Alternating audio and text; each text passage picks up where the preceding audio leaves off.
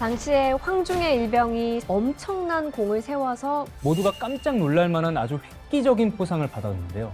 2계급 특진을 했고요. 이게 급이요?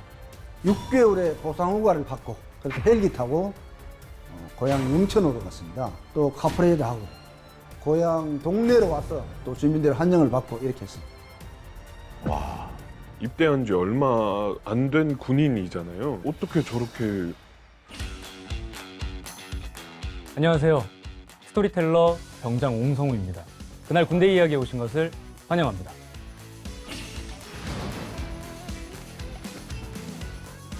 네, 안녕하세요. 김정영입니다. 반갑습니다.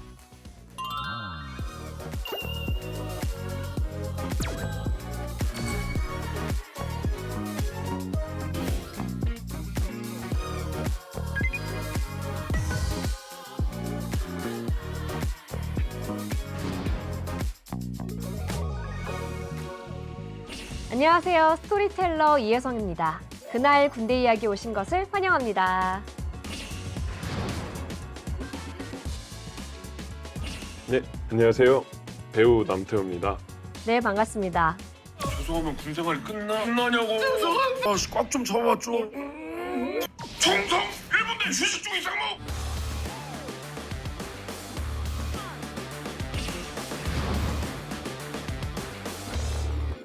태호 씨, 자유로를 타고 경기도 파주 방향으로 달리다 보면 가끔씩 철책 사이로 경계 근무를 서는 군인들을 볼 수 있잖아요.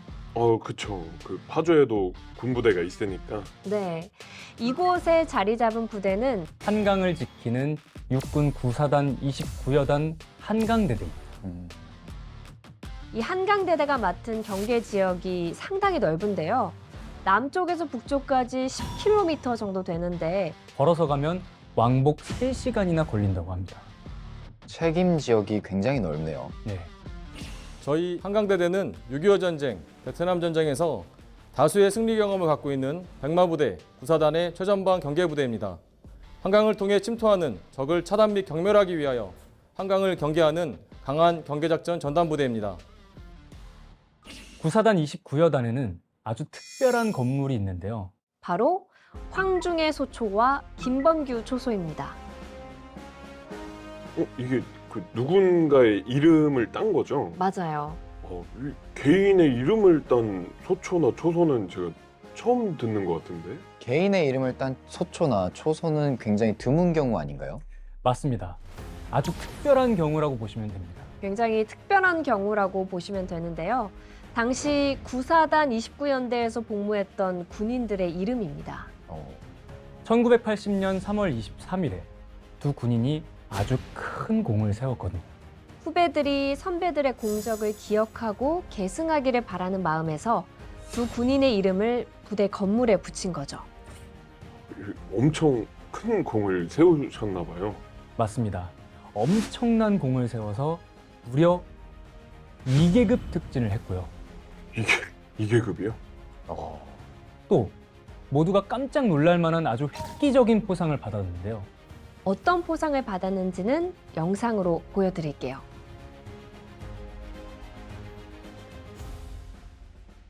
사단에서 군사령관을 모시고 대대적인 행사를 했습니다. 그때 충북 무공원장을 받고요. 포상금 1,050만 원을 받고 6개월의 보상 휴가를 받고 그래서 헬기 타고 고향 영천으로 갔습니다. 또 영천 군민들의 또 대대적인 환영 인사에 또 카프레이드 하고 고향 동네로 와서 또 주민들 환영을 받고 이렇게 했습니다. 진짜 대단하시네요. 그렇죠. 진짜 대단하네요. 헬기까지. 당시에 황중의 일병이 사단에서 받은 포상금에 고향 영천에서 받은 금액까지 더하면 1,700만 원 정도라고 하는데요. 당시에 그 돈이면 강남에 있는 아파트 한 채를 살 수 있었다고 합니다. 들을수록 너무 궁금한데 그 군인이 어떤 공적을 세우셨길래 이렇게 획기적인 포상을 받게 된 건가요? 지금부터 그 궁금증을 풀어드릴게요. 과연 1980년 3월 23일에 과연 1980년 3월 23일에 황중의 일병과 김범규 이병에겐 어떤 일이 있었을까요?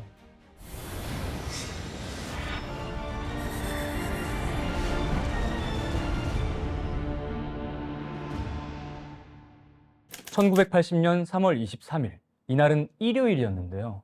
모두가 곤히 잠들어 있을 새벽에 구사단 29연대 소속의 황중의 일병과 김범규 이병은 한강 하구에서 눈을 떼지 않고 있었습니다. 아, 그 한강 경계 임무를 하고 있었던 거네요? 네, 이때는 3월 중순이었지만 비바람이 거세게 몰아치고 진눈깨비가 흩날릴 정도로 날씨가 추웠어요.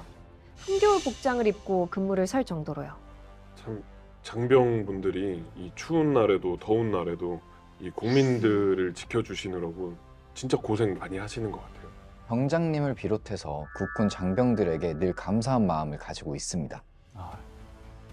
전날 밤부터 야간 경계 임무를 맡아서 피곤할 법도 한데 한치의 흐트러짐 없이 충실하게 경계에 임하고 있었습니다. 교대가 얼마 남지 않은 2시 50분경. 이들의 눈에 이상한 물체가 보였는데요.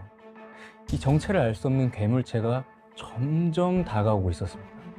좌전방 80m 지점에서 최초의 희끗한 물체가 2개가 발견됐습니다. 정말 머리가 쭈뼛 뜨고 소름이 돋을 정도의 그 상황에 한 4, 5m 뒤쪽에 배낭을 맨 덩치 큰 물체가 또 한 명 나타나는 겁니다.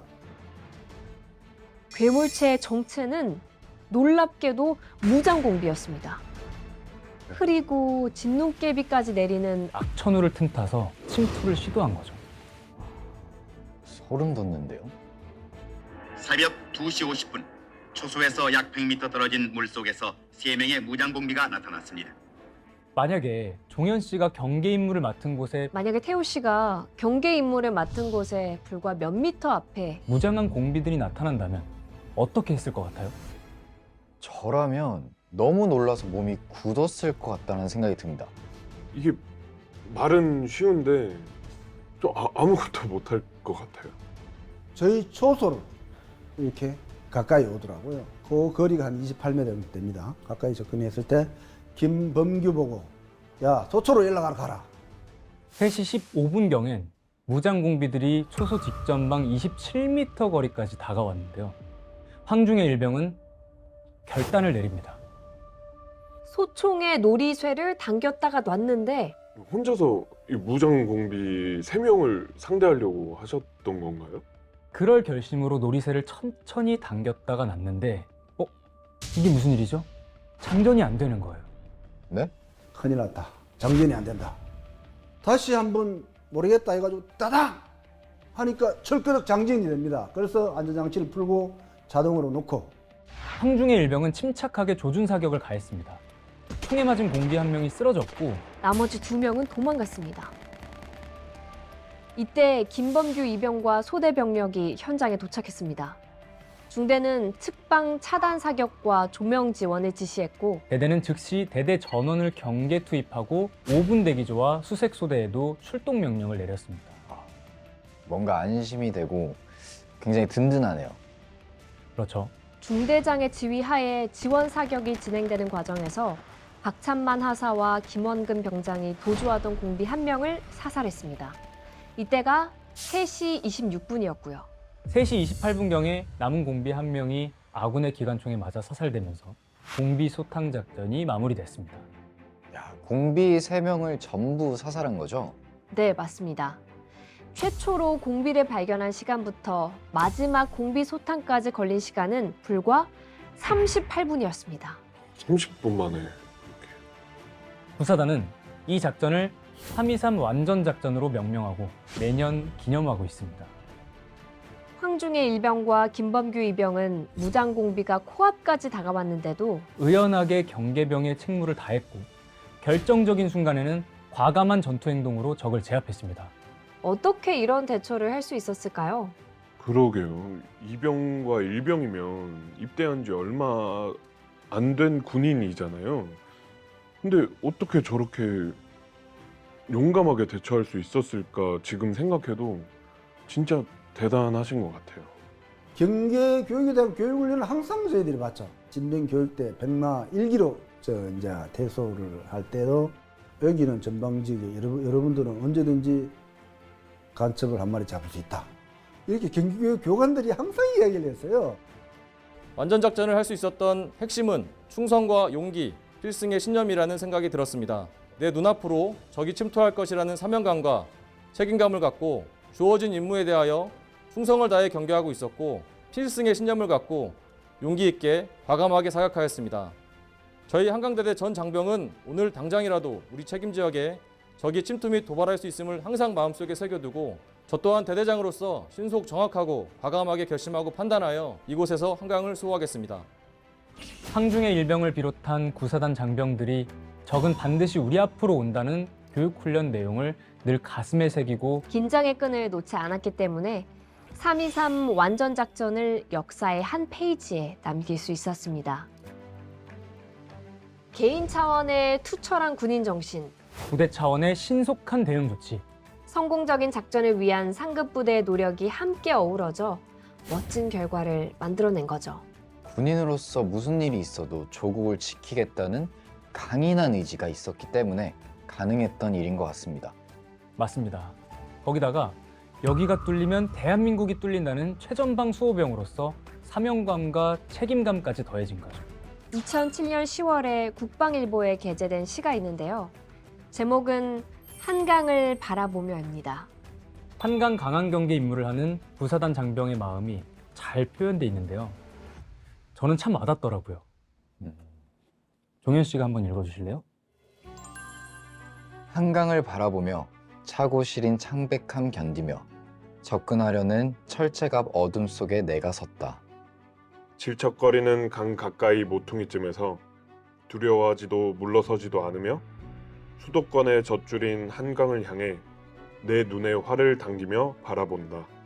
무언의 소리 이는 적들의 침투를 막기 위해 한강 물줄기 흩트리는 심장 소리에 귀 기울이며 3.23 완전 작전의 재현을 꿈꾼다.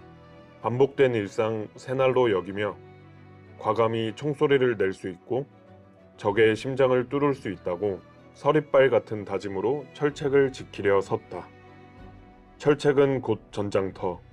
윈윈 전사의 인내는 깊이 박힌 철추처럼 나를 군인다운 군인으로, 명문사단의 명문 연대인으로 한강을 지키게 한다. 읽어보니까 어떠신가요?